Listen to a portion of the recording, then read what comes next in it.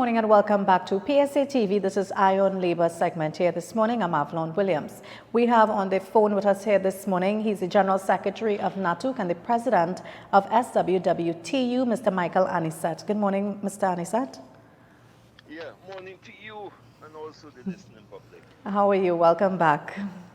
Yes, okay. It's good to be back home. Yes, I know a lot is happening right now in the country, so I just want to jump straight into it regarding NATUC views with the meeting with the NTAC and the Minister of Finance on the 2019 and 2020 budget. All right, yeah, NATUC is focused basically on raising real bread and butter issues and what I want to call kicking issues that are affecting the ordinary citizens of Trinidad and Tobago. And in that context, we would have raised several issues in our presentation to the minister that we'll be making. One of the fundamental issues is the question of the outstanding wages and outstanding negotiations for public servants and government state enterprises. We have a situation where there are places where you have negotiation, will you believe that is still outstanding from since 2007? I can speak to Cipriani Labour College. The senior lecturers and the lecturers at that Labour College have not received any wage increases from since 2007. So they are now living on 2007 salaries in 2019. And anybody who knows economics, you will know that that will obviously put pressure on the lecturers. But contrary to what the politicians and them are saying, they are still performing to the call of duty and to 100%, and I want to compliment them. But having said that, like every other thing, pressure can bust pipe, which is a local saying. So we are calling on the government to pay particular attention to those issues, daily rated workers, and all government entities where there isn't any wage increase. And on the Port Authority where there has been an agreement from since 2014 to 2017 collective agreement period, and the government have not yet released the funds to the Port Authority to pay the workers of the port. And we are saying that a study has been made by the ILO, which we support. And what it speaks to is the question of job-led growth and economic-led growth. What has been analyzed and what has been proven, not by Micheal Annisete, but by the experts in the ILO, all right, is that where you have job-led growth, meaning then that the economy continues to generate the kinds of sustainable development and the kinds of revenues and the kind of economic growth that will lead to jobs growing as opposed to sending people home. All right. And where there's economic growth and wage-led growth, meaning that wages increases to afford the workforce, who is the economy in reality, to spend on goods and services that is being produced. You find that that economy grows quicker than where you have an austerity measure, whether it is imposed by the IMF and in Trinidad where it is imposed by this government under the disguise that they are not going to the IMF, but they are doing everything that the IMF says to do. And we have found ourselves in this particular situation where several companies are closing down because there isn't this ability to sell their goods and services, and more importantly, the issue of the foreign exchange, right? They do not have the ability to buy goods and services from away, and therefore their businesses are closing down rapidly and consistently. So that's a major concern to the National Trade Union Center, and we honestly believe that a focus must be paid to those fundamental issues. It cannot be and it must not be an exercise of maths or arithmetic. People is not maths. People are human beings. We have blood, we have heart, we have nose, we have eyes. We do feel. And when a parent has to sit down and know that they cannot afford to buy the basic foods for their children to go to school. That is a sad place that we are reaching.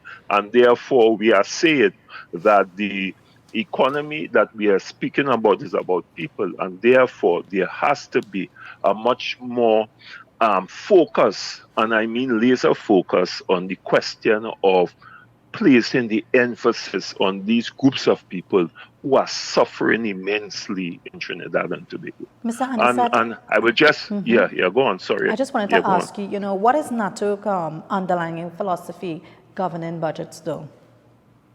No, well, our underlying philosophy is this one. We have seen that budget is an arithmetic process. All right. And there isn't any review in terms of the state of the budget and where we are and why the government failed, why the state enterprises didn't deliver what they're supposed to do. We haven't seen the new concept where the question of the wellness of the citizenry um, is given priority over the question of just balancing numbers. Okay, and therefore we are saying that a budget must be more people oriented. It must speak to the realities of the issues that are affecting the society, the small business, the small man, all right, the poor, all right, the people in all the various communities who cannot get jobs, notwithstanding the fact that I'm hearing the EC and the Trinidad and Tobago manufacturing saying, well, we want the Venezuelan because we can't get people to work in Trinidad and Tobago, which again is a misrepresentation of the facts, which I will deal with at another forum or at another time on your program, because that will take a lot of time to explain what is really happening in those kinds of contexts. And therefore, NATUC is saying, until and unless you embrace the community, and until you embrace the people who are affected by whatever decision that is being made, and until you make us part of the budget, all right, the heart and soul, in other words, of the budget, well, then we'll be just doing arithmetics and balancing a budget, but it does not speak to the real issues that are affecting the society. A budget is when your society is better. A budget is when I can go to hospital and get the goods and services. A budget is when it have proper transportation. A budget is when that I must not leave home 3 o'clock in the morning or 4 in the morning with my children to get in town by 8 o'clock. So by the time the children get to school, they are sleepy. All right, these are the things that we need to be talking about. These are what we are talking about in our philosophy. A budget is what kind of education system that we have. Because we have a situation whereby children are leaving school who cannot read and write properly. That's a reality in Trinidad and Tobago. And we do not want to speak about it. And we cannot continue to sweep these things under the carpet. Our budget has to be that the government bring in the Guardian Passage and the new ferry vessel there that they lease, but they bring in a foreign crew, thereby displacing local seamen, and it's taxpayers' money that is being paid for those vessels. And no one is asking any questions about that. How could we, in the 21st century, allow such a situation to happen where local seafarers are being displaced? I'm asking the question whether or not that was done for the first time in Trinidad and Tobago to again get at the trade union movement. And at this point, the seamen and waterfront workers trade union, because that cannot stand justification in any form, shape, or fashion. And I'll give you an example. In the United States of America, there is something that we call the Jones Act.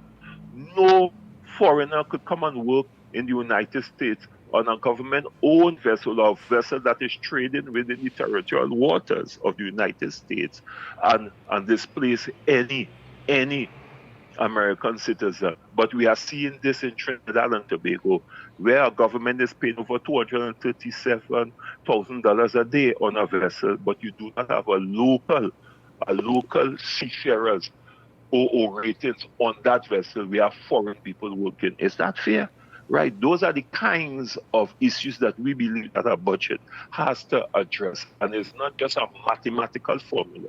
It's about the people, and it's about what will grow the economy, and it's about what will be required to sustain the economy. And it's finally more about leadership to take the economy where we're supposed to go, because NATUG is of the view that a country fall or rise based on the kind of leadership that you have.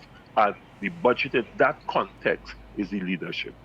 Ms. Annisete, what's NATUG's view on the governance versus political expediency, though?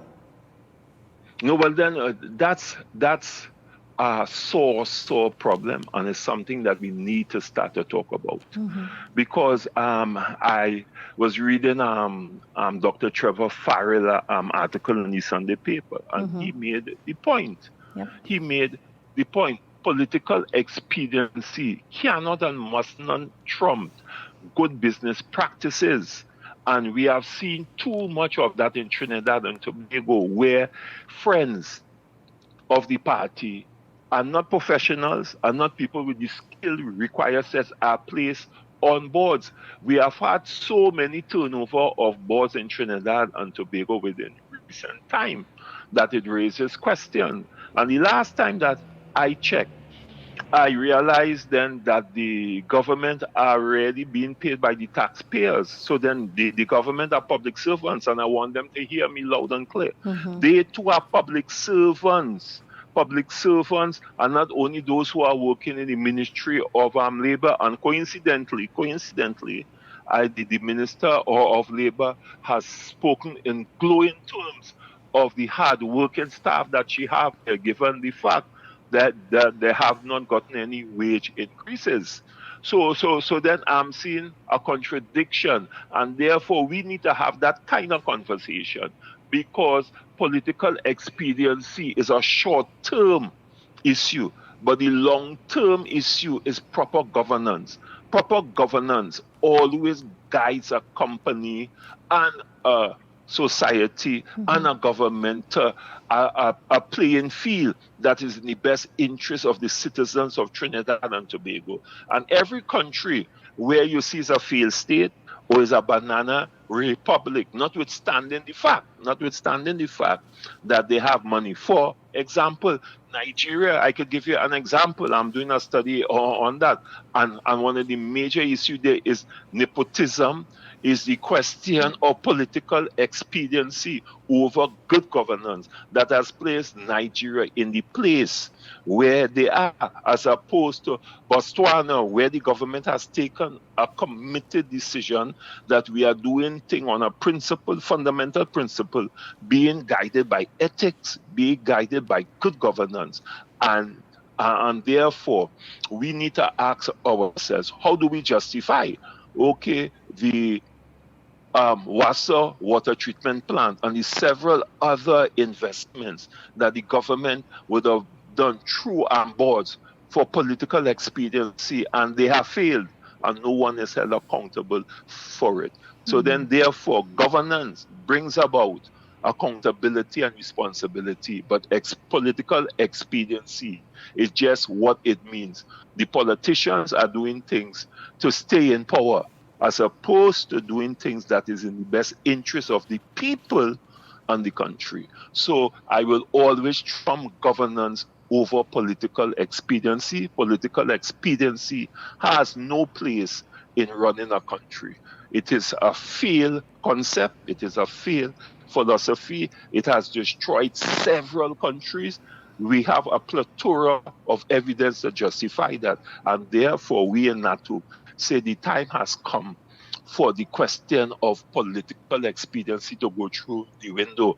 And I'm aware, because I have sat on several boards, that sometimes you want to make decisions, and there are ministers who tell you, you are not a politician. You wasn't elected by the people. And I have to be concerned about that, rather than being concerned with what is right for the people of Trinidad and Tobago. Ms. Annisete, I'm not too sure if you're aware of the comment made by the Prime Minister where he allegedly called on the public servants saying that they are lazy and first in line for salary. And also the President here, Mr. Watson Duke, he did respond to it. What is your take on that comment by the Prime Minister? Well, then I made a statement, and I'll repeat it. The last time that I checked, the governments are public servants. The government works for and on behalf of the people, just like public servants. The government are paid by taxpayers. And then the question is, now the man in the mirror, that who is without sin, let them cast the first stone. And I will ask the question, are we satisfied with the deliverables of the government? Are we satisfied with our road system? Are we satisfied with our educational system? Are we satisfied with our health system? Are we satisfied with when we go to immigration that they get the kind of service? And therefore, that is not a reflection of our workers, As I said, society fall or rise with the kind of leadership that it have. And until we understand that, and until we start to hold government accountable, because there is a saying in the business world, there isn't any bad workers, They are bad leaders. The leadership is who has to drive the workforce, who has to motivate the workers, who has to empower the workers, who have to give the workers the tools and the environment in which to work. And I am asking, do we have the tools? Do we have the environment in which to work? When you have a situation that a government is telling you that they cannot supply toilet paper and water for workers to drink. We have a serious problem in our society. And when we have a situation when you call on workers who are working on 2007 salaries to produce in the 21st century, well, then we are not serious as a people. We are not serious as a government. And therefore, what we're supposed to be doing is not diverting the attentions to the real issues by blaming the public servants, right? Because what we need to do is to sit down with all the stakeholders and move in a particular way to determine how we can develop our country together, how we could inculcate a new culture, a new behavior, because that behavior is across the board and is not specific to public servants. Yes, the issue of productivity is an issue in Trinidad and Tobago. But when we look at the infrastructure in the roads, when it takes you 5 hours to reach to work and 5 hours to get back home, can we seriously talk about productivity? The places where we have productivity, they have the environment, they have the tools, they have the leadership, they have the empowerment in which to so do. And therefore, until we have all those things, which is the environment, which is the tools, which is the leadership, and until we inculcate the new kind of culture of we, as opposed to the culture that I see in Trinidad and Tobago, where we talk about I. It's only about me and not about us. We're going to be talking about this issue of productivity over and over. And let me make a final point that people do not pay attention to, that I always pay. If you live in a society, all right, where the business community is allowed to go to China and other places and buy goods for $2 and come back and sell it for $100, $200 and $300 here, well, then we're in a sad place, right? How do we talk about productivity in that context? How do we talk about productivity when we import almost 90% of our food stuff and there isn't any genuine effort? Let me use the word genuine effort, and let me repeat it again for emphasis: genuine effort to develop the agricultural field in Trinidad, in Tobago, or alternatively, even within the CARICOM region. But Ghana has so much wasteland there. We can produce collectively as a CARICOM nation goods and foodstuffs for the whole region. But where are the thinkers? Where are the visionaries? Where are the people with the ideas that will speak to those kinds of things? But as we say, we talk about just staying in power as opposed to working for and on behalf of the people. So I'm making the point again Yeah. that whoever made that statement, I will want to remind them that they too are public servants. And therefore, it's the man in the mirror, one, and who is without sin cast the first stone, and changes starts first internally and with yourself, and not by pointing fingers as at other people. In so doing, as a leader, you are misrepresenting your role as a leader. If there's a problem, you have to find the solution. You don't blame anybody for a problem. You put things in place to find a solution for whatever issue that you have as a leader. And that is what is sorely lacking as I speak to you. Ms. Annisete, I just want to jump ship a little bit with you to get your feedback on the new board that was appointed for the Heritage Company. I mean, some have said that Mr. Micheal Kwamina, he is the Prime Minister's attorney, and now he's the CEO of the Heritage Company. Yeah. Yeah, well then it is a fact. It is a fact. And while I was reading in the papers that you do not have to understand a business to be a CEO. You just Right. have to have people around you.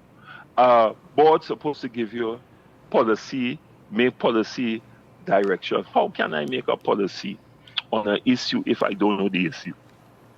And I will leave it there. How can I give policy directives and make decisions to grow a company if I do not understand what is being placed before me as a member of the board?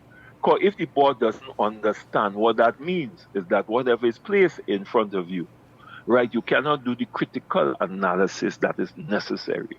Because business is about knowing when to invest, when not to invest, what are the requirements, what is needed to take the company at another level. And you must have an in-depth level of expertise and experience, and more so in an area where it is the heartbeat of our country in terms of our economic growth and foreign exchange and development.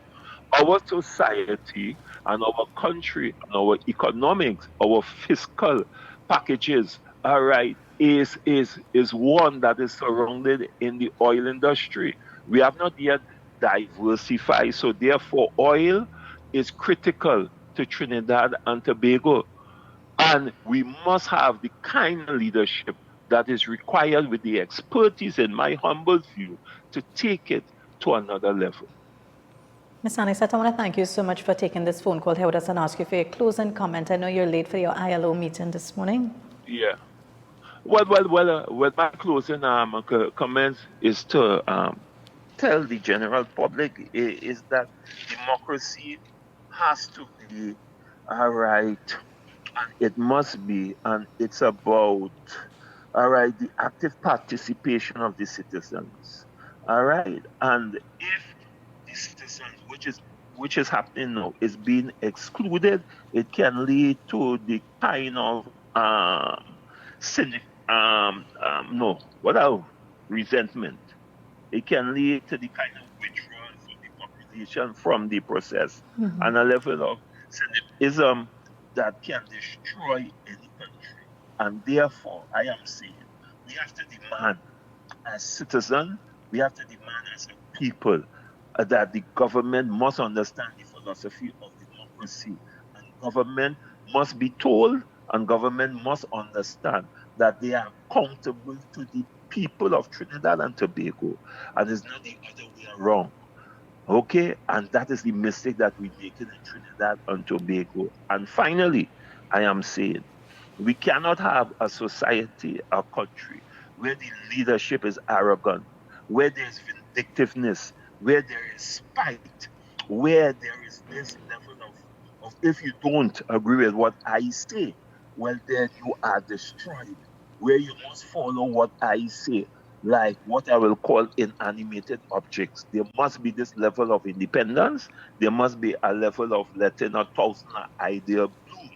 And we must be able to collectively work in the best interest of Trinidad and Tobago. Thank you so much, Mr. Anisete. Okay, the pleasure is always mine. So you have a great day. You too, take care. All right, on your team. Yeah, and the public, obviously. Thank you so much. Okay. So that was the General Secretary of NATUC and the President of the SWWTU, Mr. Micheal Annisete there. He was just keeping us informed of what's happening, and also he's going to let us know what came out of the ILO meeting later on today. And just to let you know that on Wednesday, you can catch an exclusive interview with the employees at Stork, where they're complaining about their being misrepresented by their trade union, OWTU. So we're going to keep you posted with what's coming up on Wednesday. And also with Mr. Derek Shabady. He's also going to be here with us sometime this week.